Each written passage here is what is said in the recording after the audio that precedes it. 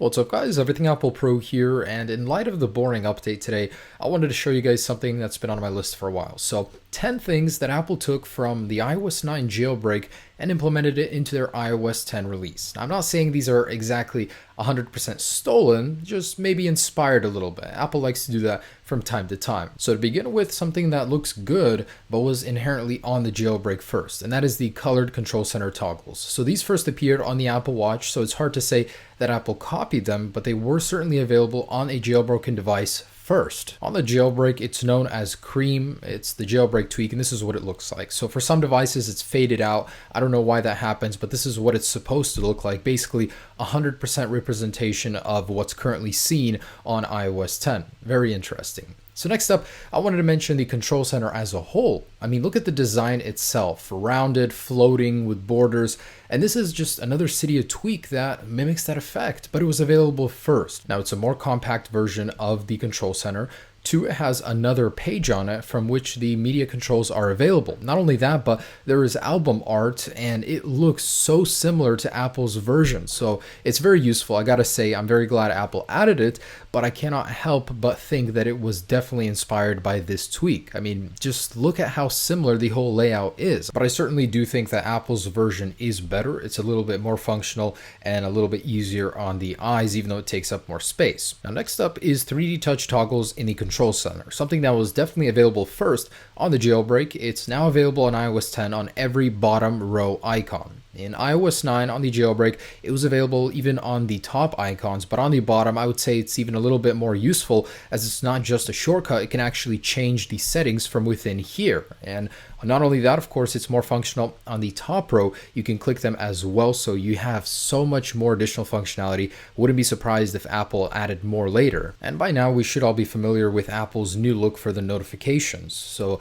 they have a rounded look, something that certainly was available before with the jailbreak. And this is just one of many of the type of themes, but this is notification and cards, and it has a very, very similar look. So slightly rounded borders, grouping for individual apps. So definitely looks great, but the jailbreak did it first. So next up, 3D touch in the notification center to go ahead and clear all apps. And you do that on iOS 10 with that little icon over there. It was available before in iOS 9 as a jailbreak tweak. And moving on to one of iOS 10's biggest features, which is basically widgets from the notification center for a better quick reply. Something that was available on iOS 9 long before, and that was 3D touch notifications. It even looks very similar with the interface. However, on iOS 9, it's certainly not as functional as it just opens up the quick reply, and when you send a message, it disappears. On iOS 10, it stays. And a very small one, raise to wake in iOS 10, isn't anything new. On iOS 9, it was called face off or face down on the tweak version, so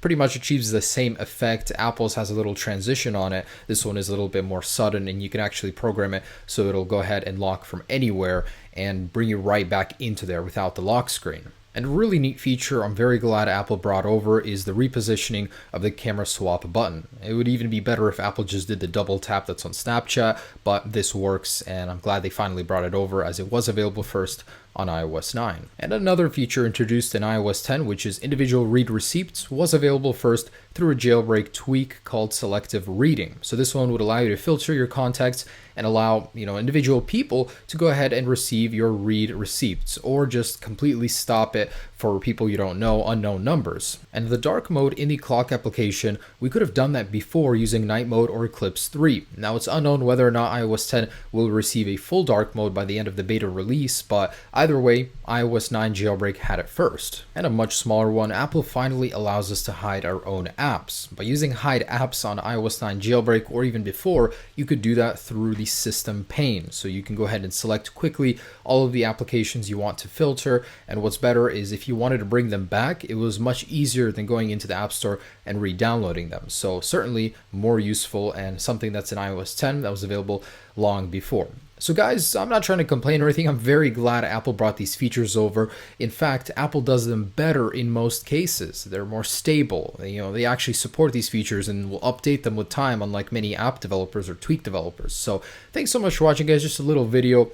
I was really hoping for iOS 10 Beta 2 today. Don't know why that didn't come out, but hopefully very soon we will see that. Of course, I will be keeping you guys updated on all of that news. And yeah, hope you guys have a great week. Have a great day. Peace.